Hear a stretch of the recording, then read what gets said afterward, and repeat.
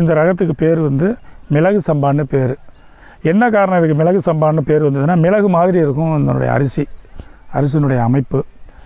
அதை இல்லாமல் இந்த நெல் வந்து அகத்தியர் பாடின பாட்டில் சொல்லியிருக்கார். என்ன சொல்லியிருக்காருன்னா, பசியே இல்லாதவங்களுக்கு கூட தீப்பசியை உருவாக்கும், நல்லா சாப்பிட முடியும்.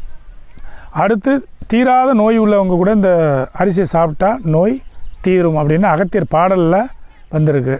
அது இல்லாமல் இந்த அரிசியை மல்யுத்த வீரர்கள்லாம் அந்த காலத்திலேயே, பண்டைய காலத்தில் ராஜாக்கள் காலம் இல்லைன்னா மன்னர்கள் காலத்தில் மல்யுத்த வீரர்கள் கூட இதை பயன்படுத்தியிருக்காங்க உணவா.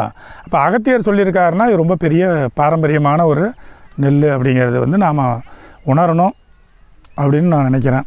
ரெண்டாவது, எங்களை பொறுத்தளவுக்கு இந்த நெல்லினுடைய வயசு காலத்தை எடுத்துகிட்டோம்னா ஒரு 135 நாளில் இது அறுவடைக்கு வந்துடுது. அது இல்லாமல் இந்த நெல்லில் ஒரு ஒத்த நாற்று தான் நட்டது, அதாவது 50க்கு 50, 1.5 அடிக்கு ஒரு நாற்று நட்டோம். சாதாரணமாகவே எடுத்துக்கிட்டிங்கன்னா ஒரு 50 குத்து இருக்குது ஒரு நாற்றுல, குறைஞ்சது 50 குத்து இருக்குது, அதிகபட்சம் 120 வரைக்கும் இது குத்து வருது, 120 கதிர் அளவுக்கு வருது. குறைஞ்சது 50 கதிருக்கு விடலை. ஒரு கதிரில் எப்படி கட்டு போனாலும் ஒரு 200-250 நெல்மணிகள் இருக்கும். அது மாதிரி ஒரு கணக்கிட்டோம்னா இது ஒரு நல்ல ரகம். அதாவது இதில் 2 வகையான கருத்தை சொல்லணும். உற்பத்தி செய்கிறவங்களுக்கும் ஒரு நல்ல லாபம் கிடைக்கும். குறைஞ்சது வந்து ஒரு 5 அடிக்கு குறைவில்லாமல் இருக்குது. இதில் எந்த விதமான இயற்கை முறையில் கொடுக்கக்கூட ஃபீடிங் கூட இதில் கொடுக்கல.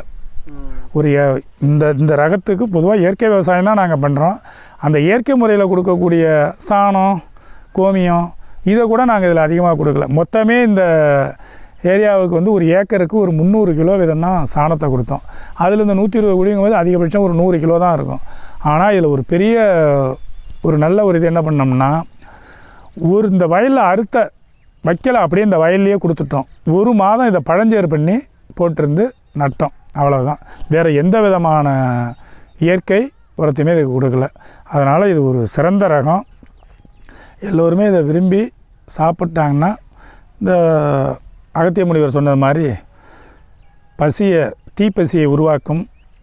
அதுக்கு அடுத்தது தீராத நோய்களும் இதில் தீருது. அந்த காலத்தில் மன்னர்கள் காலத்தில் மல்யுத்த வீரர்கள் இதை பயன்படுத்தின ஒரு உணவுப் பொருள். இது ஒரு சிறந்த ரகம்.